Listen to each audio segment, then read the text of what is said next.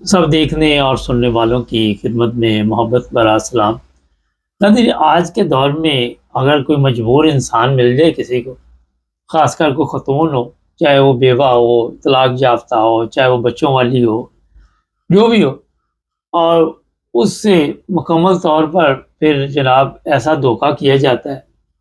اور مختلف طریقوں کے ساتھ اسے پھنسانے کی کوشش کی جاتی ہے۔ یہ میں بتا دیتا ہوں کہ پاکستان جیسے ملک میں تو عام چیزیں ہیں، خواتین ہیں، روزگار کے مسائل ہیں، وہ گھر سے باہر نکلتی ہیں، اگر کوئی روزگار دینا چاہتا ہے تو پہلے اس کا استعمال کرتا ہے، اور اگر وہ استعمال نہیں ہوتی تو روزگار نہیں ملتا، اور پھر اس طرح کی خواتین جو ہے وہ سڑکوں پہ بیچاری کھڑی ہو جاتی ہیں مجبوراً۔ حالات ایسے بنے ہوئے ہیں پاکستان جیسے ملک میں،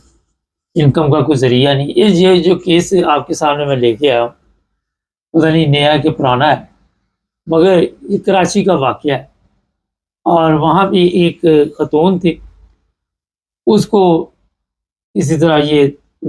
بتایا گیا کہ آپ کو ہم نوکری دیتے ہیں۔ اس کی بیٹی بھی تھی 4-5 سال کے ساتھ، اور پھر کسی دوسری جگہ لے گئے۔ وہاں پہ ایک بندہ گھیر کے لے کے گیا۔ طریقہ واردات یہ ہوتا ہے کہ ایک ماہر جو ہوتا ہے وہ کہتا ہے میں لے کے آتا ہوں کسی نہ کسی کو گھیر کے، اور آگے پھر گروپ بیٹھا ہوتا ہے، اور وہاں پہ 3 لوگ پہلے سے موجود تھے،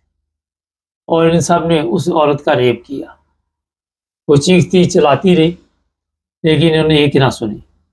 اسے کہا کہ تمہیں مار دیں گے۔ اس کے بعد اس کو کہا کہ تمہارے ساتھ بازار میں ہم نے ایک لڑکی دیکھی تھی، عورت دیکھی تھی، اب اس کو لے کے آؤ، اپنی بیٹی کو یہاں چھوڑ دو۔ مجبور ماں، کوئی راستہ نہیں تھا، وہ وہاں سے نکلی اور پھر سوچ بچار میں پڑ گئی کہ میں کون سا راستہ اختیار کروں۔ پھر وہ پولیس اسٹیشن چلی گئی۔ پولیس اسٹیشن گئی، اور وہاں پہ جو انسپیکٹر بیٹھے ہوئے تھے، محمد بخش نام لکھا ہوا ہے جو ہمارے پاس کیس آیا، ان کو کہا کہ یہ معاملہ ہوا۔ انہوں نے عقل مندی کا یہ کام کیا کہ بجائے اس عورت کو ڈھونڈنے کے چکر میں پڑنے کے، اپنی بیٹی کو برقع پہنا کر اور اس عورت کے ساتھ بھیج دیا، اور خود پیچھے جو بھی پولیس والے تھے ان کو لے کے جیسے یہ وہاں پہ پہنچی تو ان سب لوگوں کو گرفتار کیا گیا۔ مگر بدقسمتی یہ کہ وہ درندے اس 4 سالہ بچی کو بھی ریپ کا نشانہ بنا چکے تھے۔ یہ واقعہ آپ کو جو میں سنا رہا ہوں، اس میں بہت سے ایسے آپ کہہ سکتے پہلو ہیں۔ پہلی چیز تو یہ ہے کہ میں نے کئی دفعہ کہا کہ جو قوم آج ہماری جو قوم کی حالت ہے، اس کی وجہ یہی کہ ہم ایک قوم نہیں بنتے۔ ہمارے حکمرانوں کی یہ حالت ہے کہ وہ اپنی اولاد کے لیے تو اور سوچتے ہیں، دوسروں کی اولاد کے لیے انہیں کوئی پریشانی نہیں ہوتی۔ جو مرضی ہو جائے، جو مرضی حادثہ ہو جائے، احساس نام کا کوئی وہاں پہ آپ کو لفظ نہیں ملے گا۔ یہاں یہ جو انسپیکٹر صاحب ہیں، ان کو آپ دیکھیں، انہوں نے جو ڈیوٹی پہ موجود تھے، بجائے اس کے کسی کی عورت کو وہ ڈھونڈ کے یا اس عورت کو جو مانگ رہے تھے بھیجتے، اپنی بیٹی کو بھیجا، اور پھر ظاہر ہے جو بھی آپریشن کیا گیا اس میں کامیاب رہے۔ لیکن اس میں ایک چیز ہے سوچنے والی کہ انہوں نے جو بھی عورت تھی وہاں اسے قوم کی بیٹی سمجھا، اپنی بیٹی کی طرح سمجھا، اور اس چیز کا احساس ہوا کہ کوئی بھی عورت ہے وہ میری بیٹیوں جیسی ہے، اور اس کے ساتھ کوئی ایسا غلط کام کیوں ہو، اور اپنی بیٹی رسک پہ لگائی گئی۔ آپ دیکھیں آج کتنے سیاستدان ہیں جو اس طرح کا کام کرتے ہیں، یہ کتنے ہمارے حکمران ہیں۔ وہ باتیں تو آپ کو عربی میں آگے ہمارے آرمی چیف بھی بتائیں گے، شکل بنا کر شکل نظر آ رہی ہوتی ہے کہ یہ جھوٹ بول رہے ہیں، ڈرامہ کر رہے ہیں، مگر اسلامی تعلیم اگر دیکھیں تو آپ کو دور دور تک نظر نہیں آئے گا۔ اسلام میں تو یہی ہے کہ جو خود کھاؤ دوسروں کو بھی کھلاؤ۔ اسلام میں تو یہ بھی ہے کہ یہ جو استثناء ان کو ملی ہوئی ہے، اگر خلفائے راشدین کو یہ نئی چیزیں ملی ہوئی تھی تو ان کو کیوں ملی؟ مگر کیونکہ یہ جو بھیڑیے ہیں، یہ جو درندے ہیں، یہ جو قاتل ہیں، یہ جو خونی ہیں، آج دیکھ لیں پاکستان میں آئے دن اس طرح کے واقعات ہوتے ہیں، کبھی کراچی میں، کبھی کل راول پنڈی میں بھی آپ نے دیکھ لیا۔ اور لوگوں کو صاف شک ہے، میں سوشل میڈیا کے ذریعے آپ کو بالکل ٹھیک بتا دوں، کہتے ہیں یہ فوج کے جرنیل خود کرواتے ہیں، کیونکہ جو ہڑتال کرنی اسے ناکام کرنے کے لیے انہوں نے، ان کے لیے کوئی اتنی بڑی بات نہیں کہ اتنے لوگ مر جائیں، کیونکہ یہ خود گولیاں مار دیتے ہیں اسلام آباد میں، آپ نے دیکھا اور بھی جگہ پہ۔ تو احساس نہیں ہے، کسی قسم کا بھی ان کو فکر نہیں، کوئی ان کے لیے پریشانی نہیں، کیونکہ ان کے بچے تو نہیں مرے نا، کیا فرق پڑ گیا؟ وہ تو وہاں پہ جو لوگ رو پیٹ رہے ہیں ان کی حالت دیکھے، کوئی اپنے بچے کی تصویر لے کے بیٹھا ہوا ہے، کوئی اپنے بھائی کی تصویر لے کے بیٹھا ہوا ہے، کوئی اپنے باپ کی تصویر لے کے بیٹھی ہوئی ہے، اور کیونکہ یہ 7 لاکھ فوج، جو لوگ بڑے کہتے ہیں یہ فوج نہ ہو تو پاکستان جو ہے وہ آپ سو نہ سکے، لو جی فوج ہے جی، کر لو جو کرنا جی، وہ کر کے کام چلا گیا، وہ مر گیا، اور وہ آگے بتا رہے جی اب پتہ چل گیا، یہ چل گیا، وہ چل گیا، کیسی کہانیاں سناتے ہیں۔ کدھر گئی یہ 7 لاکھ فوج جو آگے بتائے نا کہ فوج کی جو، کیونکہ فوج اپنے کام سے ہٹ چکی ہے، فوج اپنے مقصد سے ہٹ چکی ہے۔ جب آپ اپنے مقصد سے ہٹ جاتے ہیں، آپ جا کے دوسرے کے معاملات میں پنگے لینے شروع کر دیتے، آپ جا کے اب اسلام آباد پنڈی آپ کا محفوظ ہے، جس نے بھی یہ کیا اس نے یہ بتا دیا کہ یہ پڑی آپ کی فوج ہے، یہ پڑے آپ کے جرنیل ہے، یہ پڑے آپ کے ڈاکو حکمران ہو، یہ ڈاکو رانی، یہ یاشی پٹھے جو بیٹھے ہوئے ہیں، ان کو اپنی یاشی کے ساتھ، یہ زانی، شرابی، کبابی، تمام وہ برائیاں ان میں ہیں، جس کا میرا حال ہے دنیا میں آپ کو کہیں بھی حکمرانوں میں اس طرح کا چرچا نہیں ملے گا، ایک بندہ بھی پارلیمنٹ میں ایسا نہیں پہنچا ہوا جو آپ کہہ سکے کہ وہ ایماندار ہے، ایک سے ایک بڑا حرام خور آپ کو وہاں پہ ملے گا، ایک سے ایک بڑا حرام خور، جس ادارے میں بھی آپ کام کروانے جائیں گے وہاں پہ آپ کے لیے بجائے وہ آسانی پیدا کرنے کے لیے ایک مشکل پیدا کریں۔ آپ جا کے چیک کر لیں، ہاسپٹل چلے جائیں، ڈاکٹر دیکھ، وہ ڈاکٹر ایسے ہوتے جیسے خدا بنے ہوئے، وہ بات ہی نہیں سنتے۔ مجھے یاد ہے 96 میں ایک دفعہ میں اسپتال گیا، وہ نرس ہی ماننا ہی تھی، وہی ایسے تھی جیسے ہاسپٹل اس کے باپ کا ہے،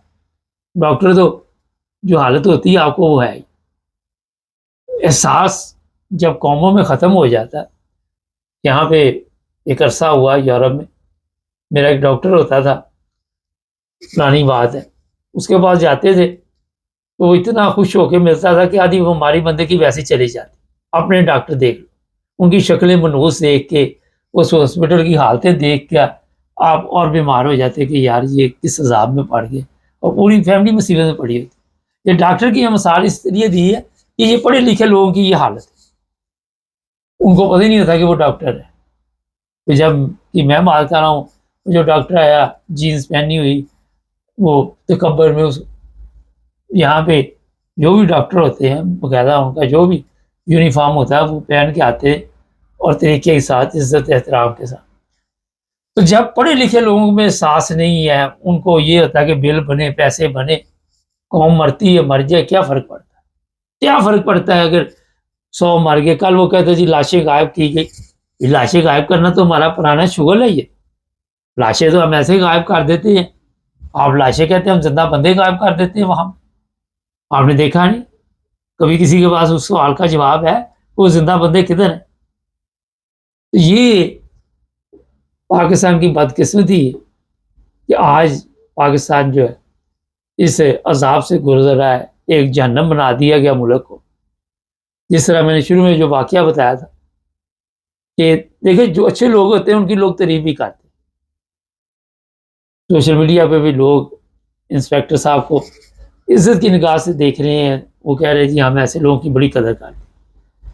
قوم کو پتہ چل چکا ہے کہ کون دشمن ہے کون دوست ہے، یہ نہیں کہ قوم کو پتہ نہیں، مجبور ہے قوم،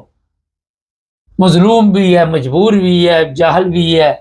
گنوار بھی ہے، جو بھی آپ کہہ سکتے، اور اس چیز کا یہ فائدہ جو ہے مکمل طور پر اٹھاتے ہیں۔ اب کل کے آگے سارے وزیر جو ہے بیان دے رہے ہیں، وہ جی یہ حملہ آور وہاں سے آیا، یہاں سے آیا، وہ کہانی سن ملائی لا، وہ چھوٹے تھے قاعدے میں نہیں پڑھتے تھے، کسی ایک وزیر نے استعفیٰ نہیں دیا، ایک حرام خور نے نہیں کہا کہ یار میں اپنی ذمہ داری پوری نہیں کر سکا اور میں یہ کام چھوڑ دوں۔ پچھلے دنوں جو واقعہ وہ گٹر میں لڑکی اور ماں گر گئے تھے، ایک عظما نے کہیں کہہ دیا میں استعفیٰ دے دیتی، مریم نے کہا تیری کیڑی غلطی تو روز مرتے ہیں، یہ تو استعفیٰ بھی دے دے گی پھر بھی مریں گے۔ تو احساس نہیں ہے نہ حکمرانوں میں، نہ سب ٹوپی ڈرامہ چل رہا ہے۔ میں کئی دفعہ پروگراموں میں کہتا رہتا ہوں کہ شکر کرو ان ممالک میں بیٹھے ہوئے یارو، تو انسانیت تو ہے نا، لوگوں کا احساس تو ہے نا، کسی کے دل میں درد تو ہے۔ اور ہمارے دیکھیں، ہمارے نعرے دیکھیں، ہماری حالت دیکھیں۔ میں آج دیکھ رہا تھا حالت یہ ہو چکی ہے، کوئی لڑکی کسی نے سیٹ کر لی، اب جی وہ کوئی لڑائی جھگڑا ہو گیا، وہ لڑکی نے نمبر بلاک کر دیا اس بندے کا، اس کی تصویر اوپر لگا دے باہر، اس نے جا کے جی چرا لیا اور اس کے پیٹ میں ڈال دیا، پتہ نہیں وہ بچی کے مر گئی۔ یہاں سے آپ اندازہ لگائیں کہ ہم جہالت میں کتنے آگے نکل چکے، اور اس کی واپسی نہیں ہے۔ یہاں تو یہ قوم مکمل تباہ ہوگی، ایسے ہی ہے جیسے گھر کی بنیاد ڈگی ہو اور پھر اس کو آپ عمارت بنا دیں، عمارت پھر ویسے کی ٹیڑھی میڑھی بنے گی۔ اب عمارت جو بنی ہوگی اس کو گرائیں گے، پھر نیچے سے پہلے بنیاد ٹھیک کریں گے۔ تو بنیادی طور پر پاکستان ایک فراڈ بنا تھا، اور فراڈ کے جو نتائج ہے وہ آپ کے سامنے ہے